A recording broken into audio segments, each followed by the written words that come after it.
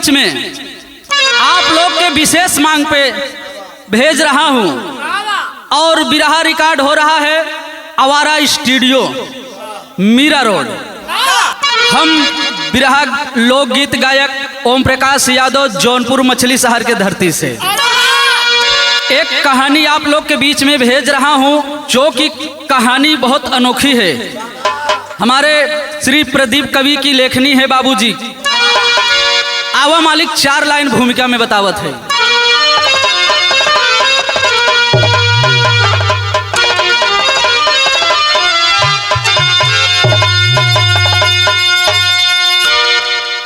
कलम रो रही यारो लिखने से पहले, गुनाहों की संसार में भारी कीमत, घरों की सभी नारी गम की बधू है, चिंता चिता में फर्क बिंदु का है, छाई मदहोश चढ़ती जवानी केहू के, जमाना दीवाना बेकार होई एक दिन,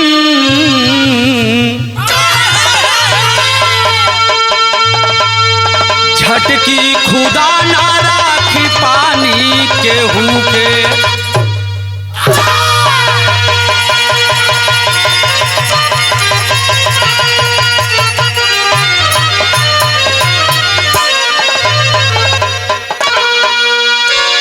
ए भैया, कवि जी लिखे हैं, कलम रो रही यारो लिखने से पहले,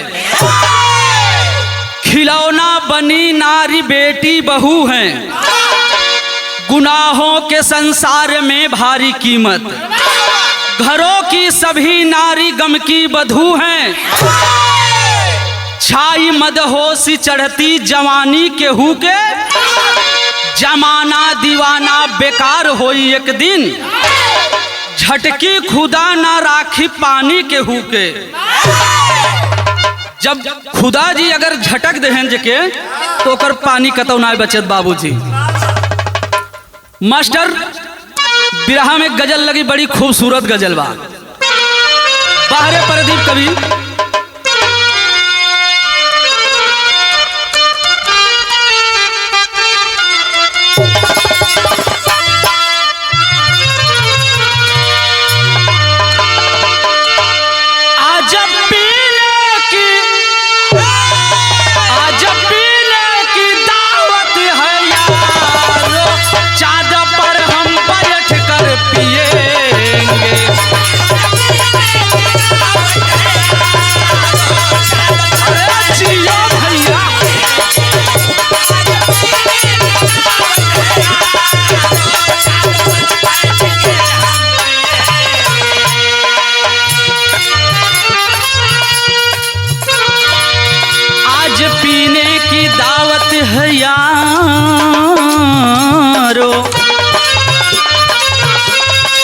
आज पीने की दावत है यारो, चांद पर हम बैठ कर पिएंगे,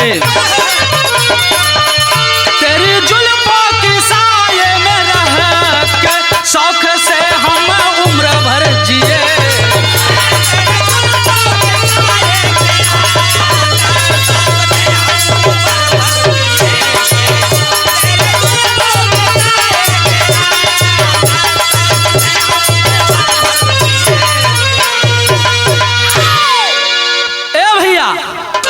बिरहा में भाव लगा मास्टर।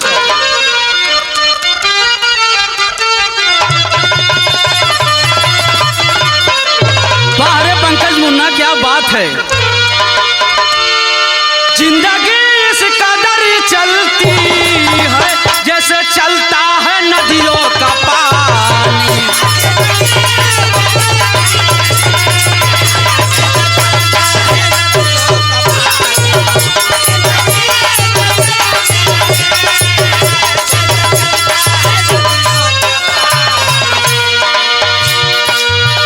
जिंदगी इस कदर चलती है जैसे चलता है नदियों का पानी, आबरू भी खत्म हो रही है, जैसे खत्म हो कोई कहानी।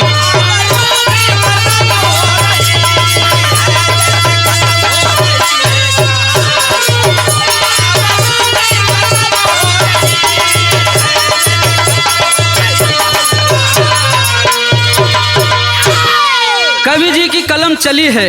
ए भैया 4 लाइन शेर लिखे कवि जी क्या।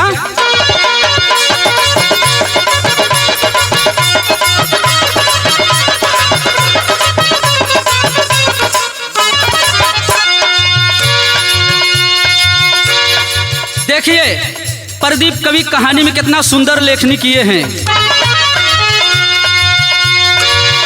कांपती लेखनी है हकीकत बताने में, हुआ इंसान जालिम आज के जमाने में।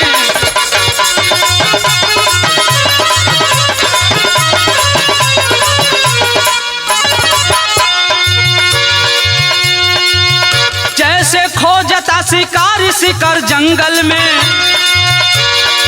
जैसे खोजता शिकारी शिकर जंगल में, समझता अपने को पहलवान बड़ा दंगल में।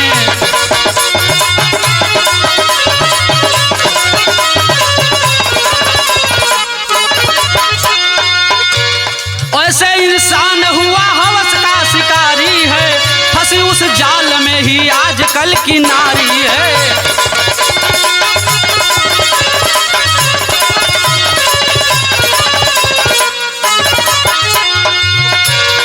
दिल्ली में सभापुर गांव स्थित है, खास दिल्ली में सभापुर गांव स्थित है, वहीं पर एक जगह पार्क बहुत विकसित है।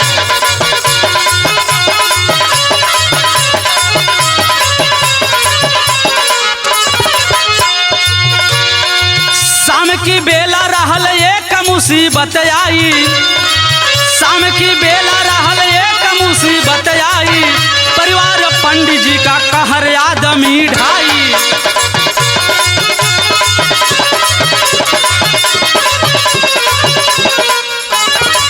बेटी पंडित जी की जान की दुलारी थी, बेटी पंडित जी की जान की दुलारी थी, उम्र था 14 वर्ष, प्यार कली कुंवारी थी।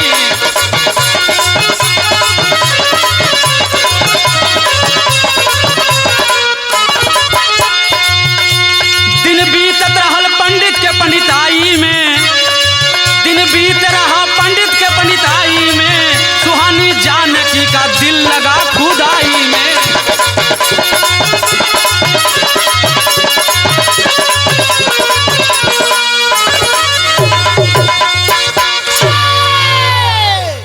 ए भैया कहानी दिल्ली सभापुर गांव की ली गई है।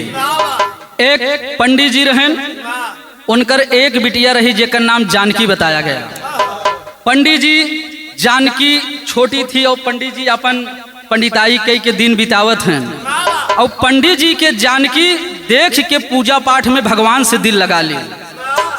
और जब दिल लग गए भगवान से, तक करती क्या है जानकी बाबूजी, एक लाइन गीत लगल मास्टर।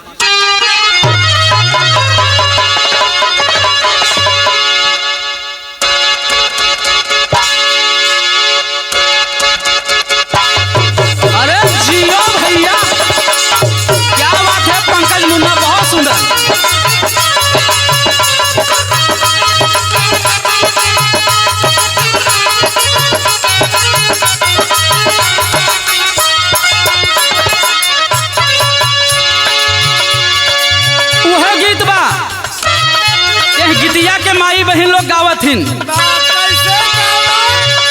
किन्नी मिया के दरिया मैया नावेली झलुआवा, हो की झूमी हो झूलीना,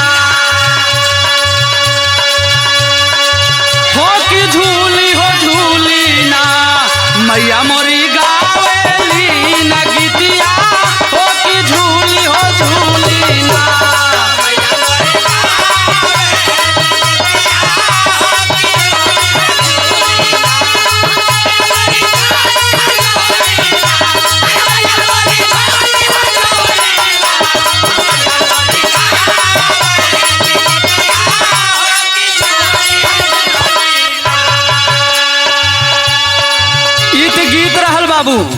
लेकिन जानकी जाके भगवान शिव के मंदिर में पूजा करती है। क्या कहती है कि शिव के पूजनिया कैली जानकी बेटिया हो कि धीरे धीरे ना।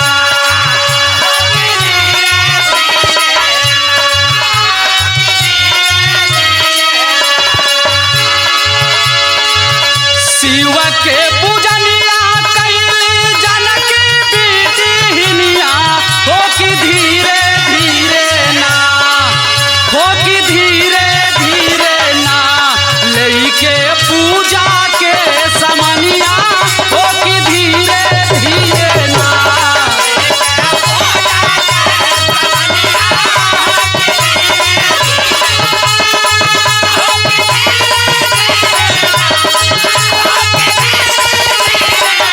अरे जियो सुभाष गुरुजी।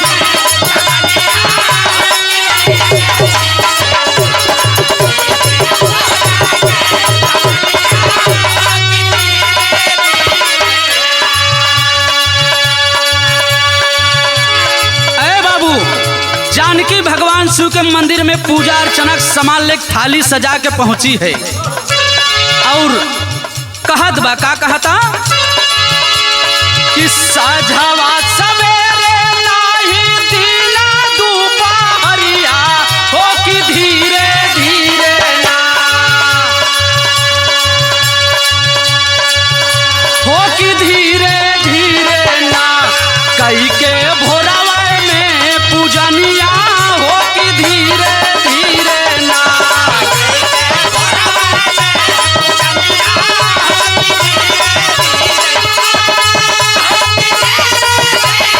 वाह वाह पंकज भाई वाह, बहुत सुंदर।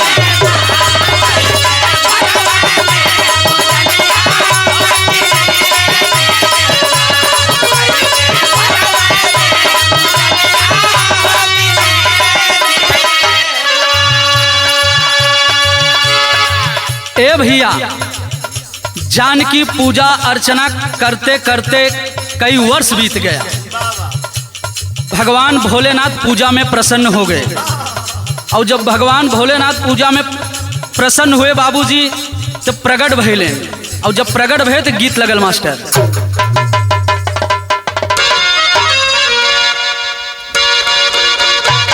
अरे जियो बहादुर।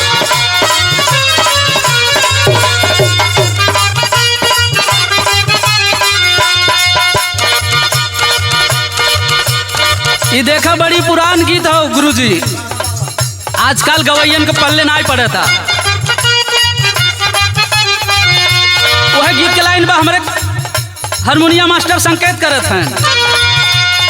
अचारा के लाज गोरी कचरा बनावलू,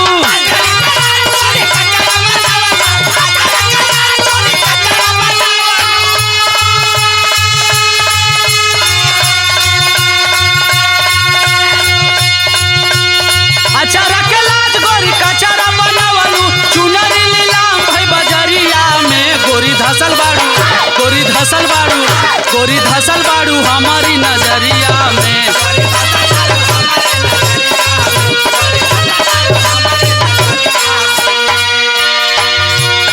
लेकिन भगवान भोलेनाथ प्रकट हो गए, क्या करते हैं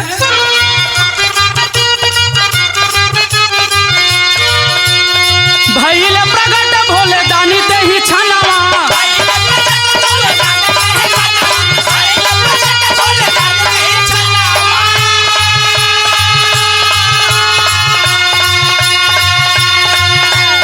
भइले प्रगट भोले दानी ते ही छनवा, काहे के बोलौलू भोर हरिया में, बेटी मांगा वरदान, बेटी मांगा वरदान भोर हरिया में।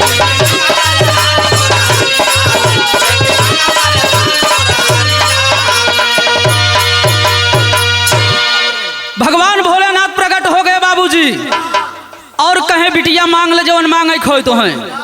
जब भोलेनाथ कहे मांग ले वरदान तक कहती है, क्या कहती है हथावा के जोड़ कहे जानकी दुलारी,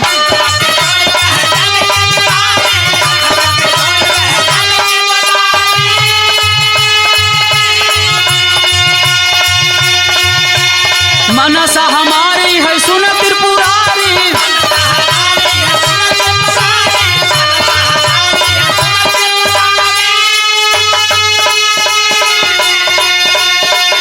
होके रोजा भोले दानी तोहर दर्शनवा।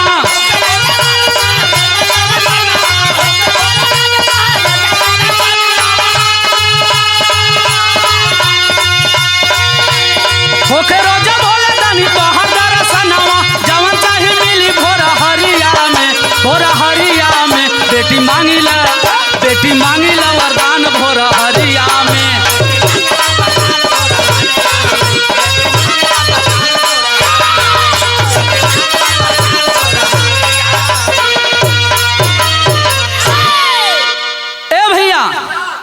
कहाँ भोले दानी वरदान कुछ न चाहे, खाली आपके दर्शन चाहे। अगर आपके दर्शन मिले तो हमार कौनो काम रुके नहीं।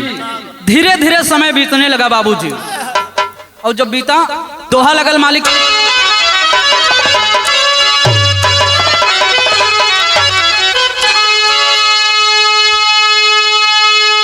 कुछ दिन बीता जान के ऊपर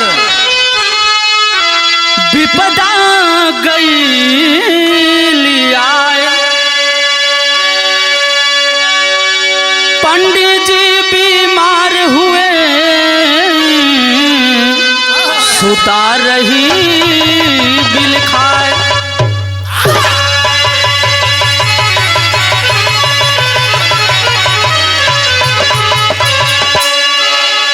अरे बाबू, एक दिन जानकी के ऊपर विपद पड़ ही गई, और जब विपद पड़ल बा मास्टर, गीत लगल।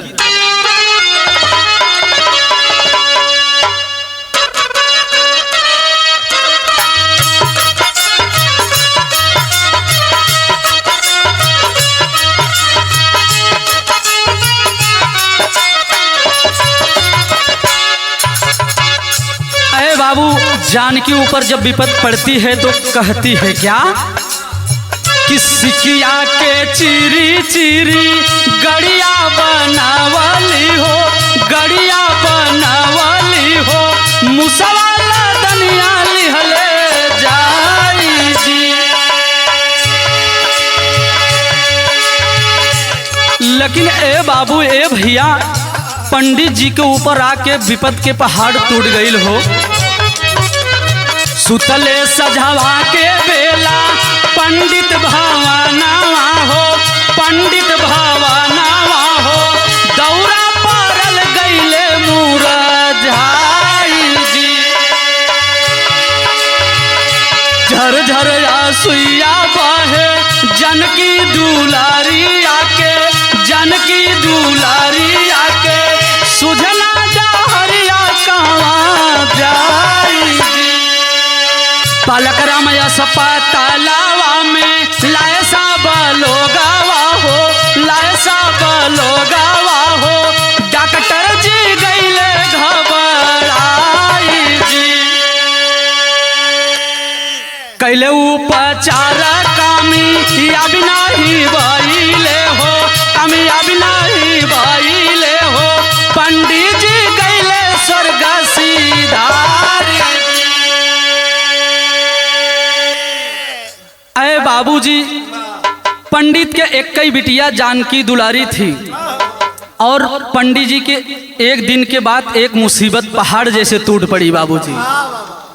पंडित जी सोवा रहन, शाम के बेला रहल, और अचानक उनके हार्ट के दौरा पड़ गया। जब हार्ट के दौरा पड़ गया, जानकी रोने लगी है बाबूजी। उठा के वहाँ के लोग, क्षेत्र के लोग जो आजू बाजू वाले रहते हैं, उठा के बालक राम अस्पताल दिल्ली में ले गए, और डॉक्टर उपचार किए, लेकिन कामयाबी नहीं मिली बाबूजी। पंडित जी इस दुनिया को छोड़ के चले गए, और जब पंडित जी इस दुनिया को छोड़ के गए, मालिक विदेशिया लगे। अरे जानकी दुलरिया पे पड़ल विपतिया हो।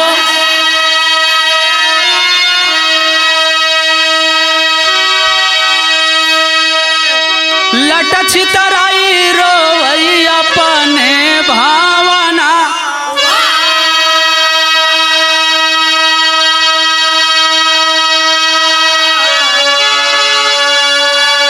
करत पुकारे भागी शिव के मंदिरावा में। कवन फल दिहला हमारे पूजा के विधाना।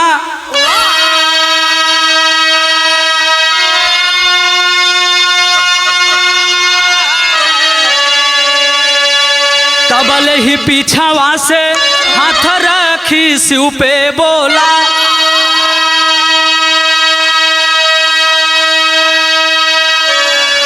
अमरनाथ एकाई सुघर जवाना।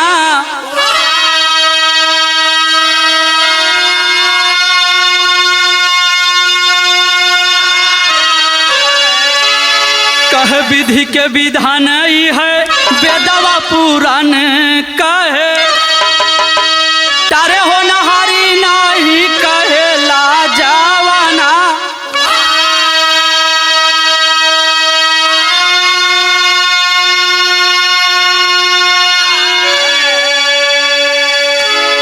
मनवा में सोचे तब जानकी दुलारिया हो,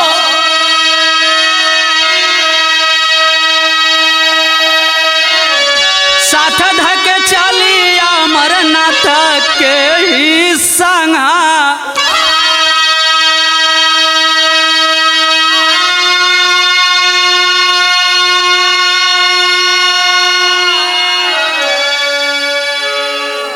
अरे बाबूजी, जाके वहीं भगवान भोलेनाथ के मंदिर में जानकी सिर पटक पटक के रो रही है।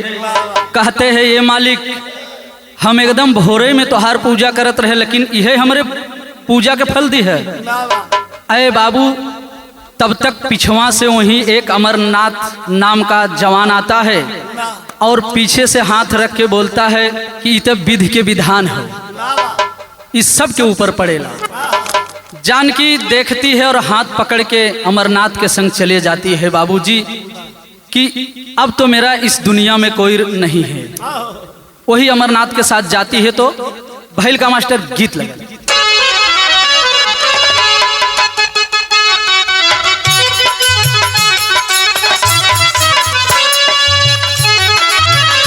अखिया मिलावा यावा गरवा लगावा हमार बालम,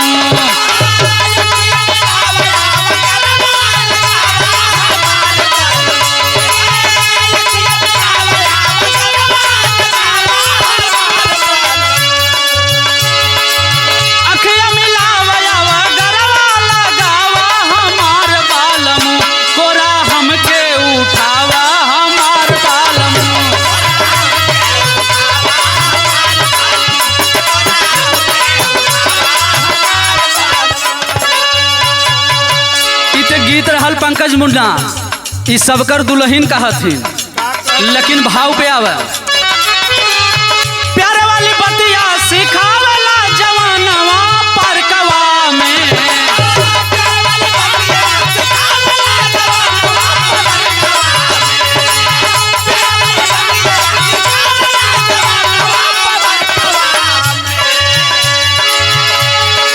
प्यारे वाली बतिया सिखावला जवानवा परकवा में, कई के संगवा में प्रीतिया परकवा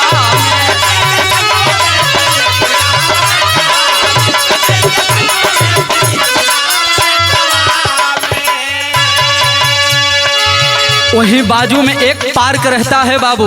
जाके दोनों अमरनाथ और जानकी पार्क में बैठ जाते हैं, दोनों अपन प्रेम चालू कर दे हैं।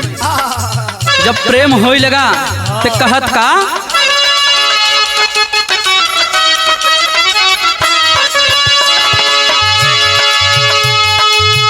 ले अपन जाल में जानकी के फसाई,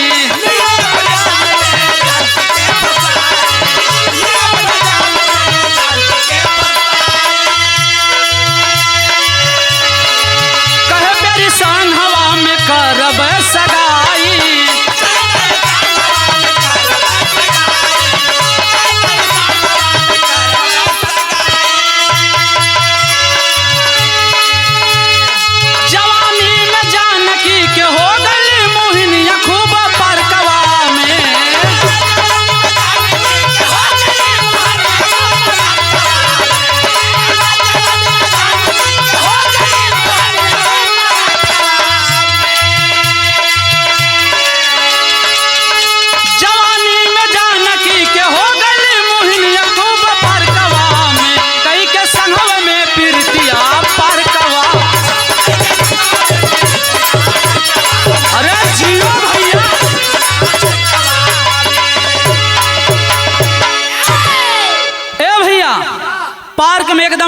होइए गुरुजी दोनों जने में इलू इलू होई लगा।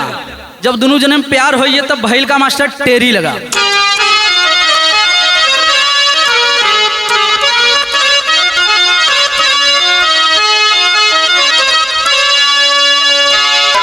अरे राम जवानी जोखिम जान के बना,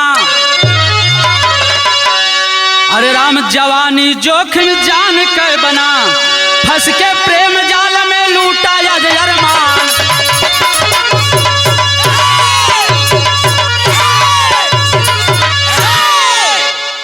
जवानी जोखिम जान के बना, फंस के प्रेम जाल में लूटा या अरमान। जवानी जोखिम जाल में। ए बाबूजी दोनों मिला के प्रेम हुई। जब दोनों जन को प्रेम हो गया तो करते के हम मास्टर पहपट में लगा।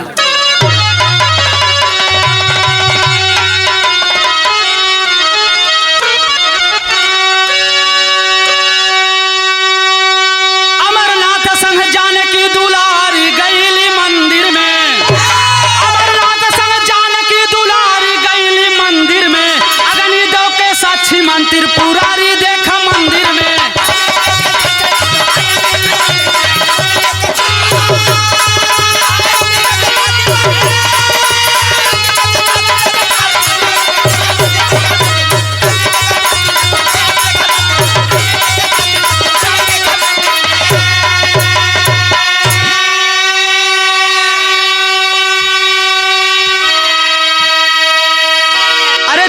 शादी किया उसी क्षण जानकी दुलारी से, छोड़ दिया अपना घर उसने कहे जानकी प्यारी।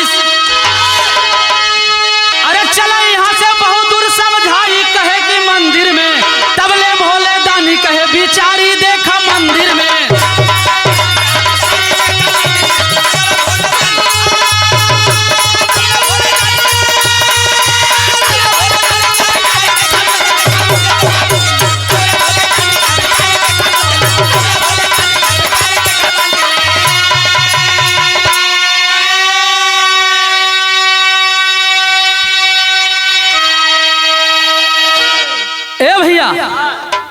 जाके वहीं शिव भगवान शंकर के मंदिर में दोनों शादी कर लेते हैं। और शादी करके अमरनाथ कहता है यहाँ से बहुत दूर हम लोग चले जाते हैं। जब लिया के चलल बाबू तो आल्हा में प्रमाण दिया गया।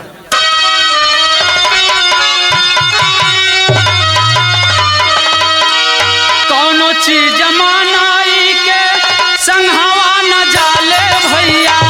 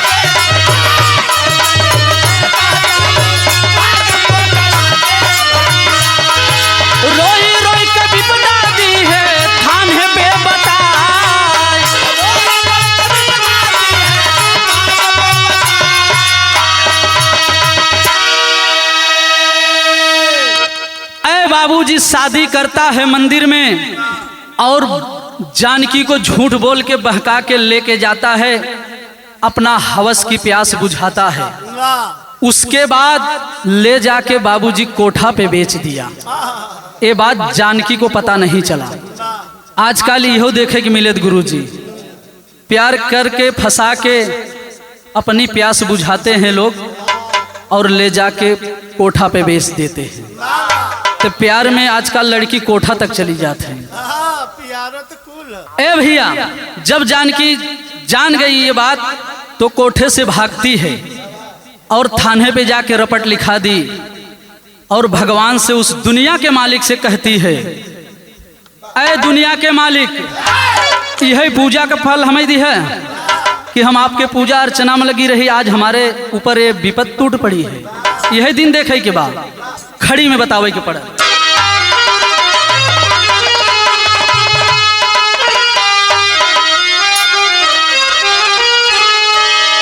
हुस्न के मुसाफिर दागा कैला सजना, बेच के कोठे पे ईमानवा न आइला सजना।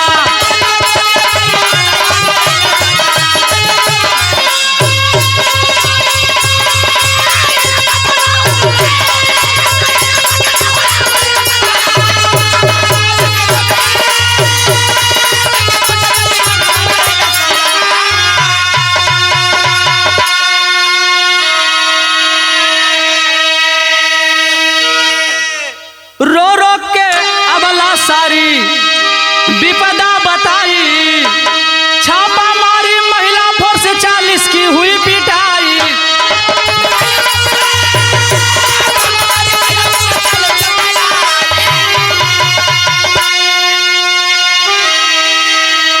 अरे बाबूजी जाके रो रो के थाने पे सारा विपद बताती है तो महिला फोर्स छापा मार दी। और जब छापा मारे सो कोठा पे तो 40 जने पकड़ाई है। 40 जन में वो अमरनाथ भी था। जब पकड़ा गए बाबूजी आगे बता रहा,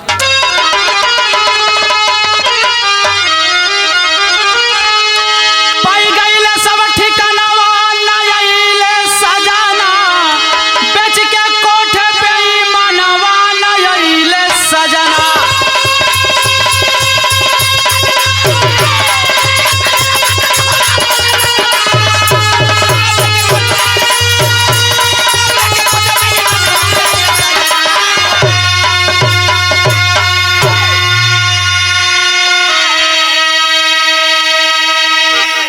बाबूजी सारा उन लोग का जितना काम करत रहन, यहाँ से फंसाए को वहाँ से फंसाए के लिए आवत रहन, सारा ठिकाना प्रशासन ने पा गई। जब महिला फोर्स पाई है तब कैलेस का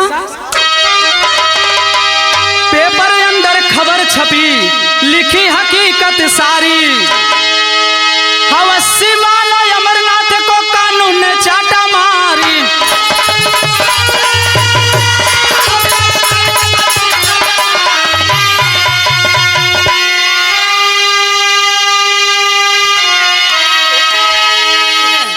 पुलिस पकड़ लेती है बाबूजी, ले जाके अमरनाथ को जेल में बंद कर दी और लगी मारने।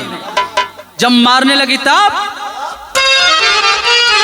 कि भारी जुर्म के बंधनवा में बधैला सजना, बेच के कोठे पे ईमानवा न आइला सजना।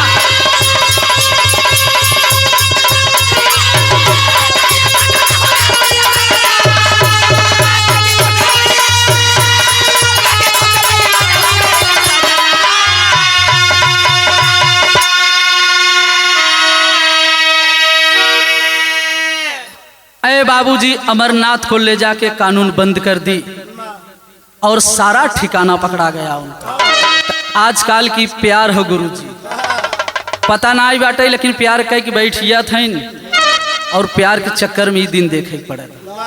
आखिरी में कहना,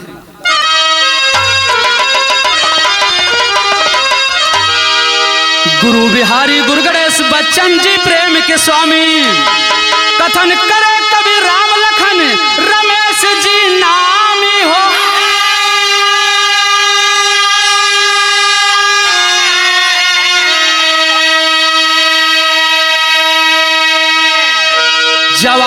जोखिम जान के बनी